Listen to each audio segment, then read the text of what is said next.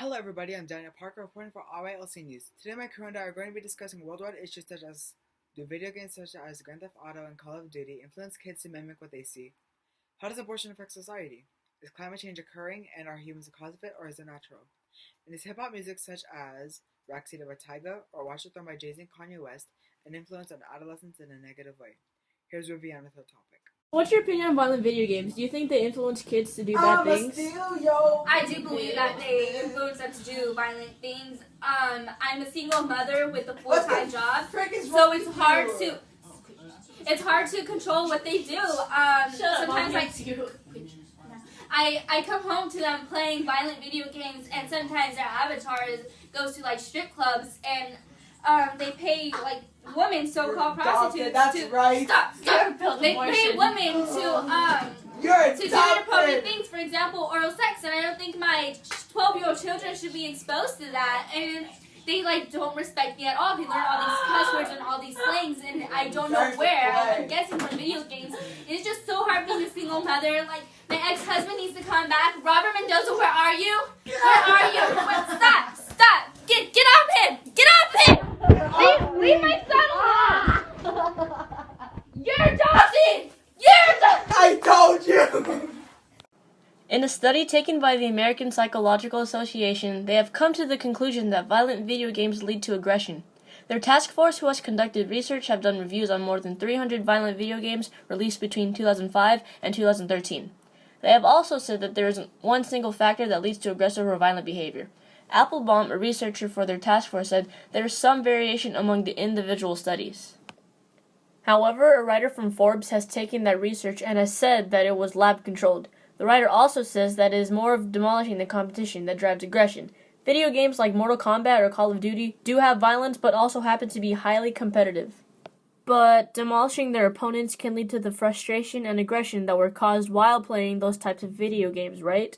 What do you think? Hi, my name is Yolanda, and today we're discussing the effects abortion has on society. Many people have different opinions on abortion. Pro-life versus pro-choice goes on worldwide. It has been a battle of debate for many years and affected society in multiple ways. Excuse me? Yeah. What are your thoughts about abortion? I'm pro-life, so I believe that abortions are wrong and that children, or little fetus things inside of you, they deserve to enter into this world and have life, and if their parents don't want them, put them in foster homes because it's better than killing them. They're practically alive. Is foster home really the solution instead of abortion? Studies show that 71% of teenage pregnancies, 63% of youth suicides, 90% of all homeless and runaway children, and 71% of all high school dropouts all come from foster homes. Many say abortion murders many lives every year, but is foster home really the key to a better society? Thank you, and now here's Lily with the issue of humans causing climate change. Hey guys, it's Lily, and I'm going to be discussing climate change and are humans the cause for it. There are human fingerprints on carbon overload. When humans burn coal, oil, and gas, fossil fuels, to generate electricity or drive our cars, carbon dioxide is released into the atmosphere, where it traps heat. A carbon molecule that comes from fossil fuels and deforestation is lighter than the combined signal of those from other sources. As scientists measure the weight of carbon in the atmosphere over time, they see a clear increase in the lighter molecules from fossil fuel and deforestation sources that correspond closely to the known trend in emissions. Natural changes alone can't explain the temperature changes we've seen. Capture recent temperature increases in the atmosphere and in the oceans. When all the natural and human-induced climate drivers are compared to one another, dramatic accumulation of carbon from human sources is by far the largest climate change driver over the half-past century. Desiree, what do you think about climate change? Do you think people are the cause for it? I think human activity creates global warming, and the warming of the earth is changing our climate. And yes, it's all human activity involved with fossil fuel use. There you go. So Nancy, do you think humans are the cause for climate change? Well, Lily, I don't think people are really the cause for climate change, but I do believe that people do have an impact on the amount of climate change that has been occurring over the past several years. Thank you. You're welcome. Go. I'm Kimberly Case, and I'm asking these runners how climate change has affected their running tonight. It's perfect texture for running, and the ice is cold so our feet don't get wet. Have you guys seen anything interesting? There's a lot of runners and skiers out here, and we're just here joining them running. Alright, thank you for your time. Thank you. I'm Kim K, and I'm signing. She fell. Are you okay?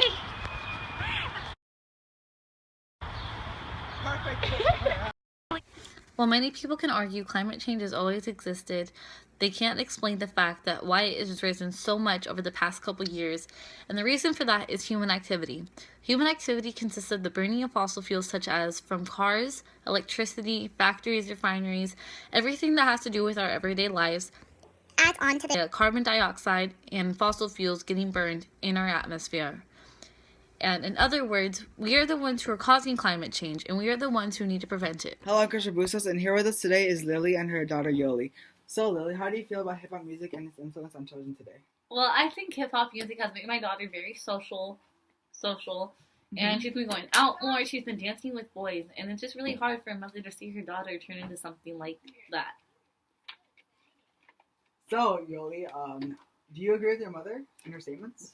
No, I don't agree with her. She doesn't know half the things I do. She thinks I dance with boys, but I dance with boys and girls. And honestly, it doesn't have a bad effect on me. Like, I'm just gigging it all the time, you know? Yeah. Yeah. Although this topic cannot be based off of facts, it can be based off of opinions. There's a debate on whether hip-hop music does affect children in a negative way. 12% say that they do agree that hip-hop music can influence children to do inadequate actions. As for the rest, 88% of them say no. They do not believe hip-hop music causes children to do harmful things such as drugs or alcohol. Here's a chart that is believed to be what hip-hop music causes people to do, which is violence. Here's the public's opinion on rap music. During the 1990s, did rap music change society for the better, for the worse, or not make a difference? And as you can see, the majority of them said worse. Here's a clip of myself interviewing someone who's believed to be a passionate, avid fan of hip-hop music. Hey, sir, do you feel like hip-hop music negatively influences children's lives in today's society? No, honestly, I don't think that. I think that hip-hop started off to spread positivity. If you look at sort of the roots of hip-hop and rap music as a whole, you often have different... the music that was coming out during the era of the beginning of hip-hop was often about social injustices and social inequalities. Rappers most of the time rapped about things like police brutality, not having the same amount of advantages as, older white males did in society when it, at the time that it was coming out, like the late 80s and the late 90s, early 90s. And so I don't think that, I think that often hip hop and rap music is misrepresented as, being a music that, yes, there is a lot of the music that talks about drugs and women in a misogynistic way and things like that. But for as many songs as you have about those negative things that, glorify drugs and things like that, you have as many songs and artists and rappers that talk about, things that are important in our society today, like, like I said, social injustices and things like that. For example, if you look at rappers today who are actually really big commercially and critically, like Kendrick Lamar, the majority of the things they talk about is overcoming the struggles that they had to go through living because of their socioeconomic standings in places like Compton and, places like that, where due to systematic racism and a government that has shown for several decades that they don't care about them, that claims that, equality is here, even though that to the untrained eye, to the general public, that's very false. You have as many rappers talking about things like that as there are talking about things like, like I said, the glorification of the drugs and things like that. Often, I think, for me, rap music and hip-hop is the music of the outsider, people who, if you listen to rap music, a lot of the times it's overcoming struggles, it's overcoming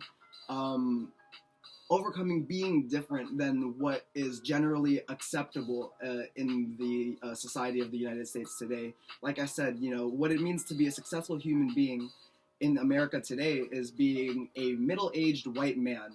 And I feel like rap music and hip-hop culture constantly pushes to challenge that, because that's not how the world is today. That's not the way that the United States is.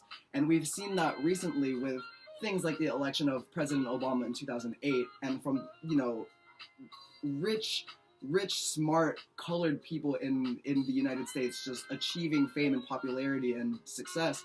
And I believe that, you know, that rap culture and hip-hop culture doesn't negatively impact children. For me, I listen to things like gangster rap that glorified violence and the drug trade and things when I was younger, and I'm about to graduate out of UC, and I don't have a crime record, and I've never done anything that could be traced back to my listening of rap music.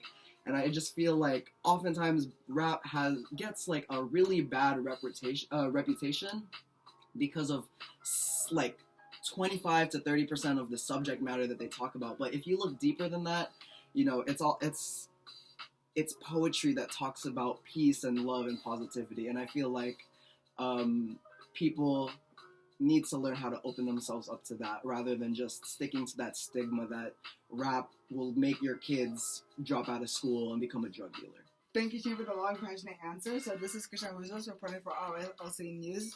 Have a good night, everybody.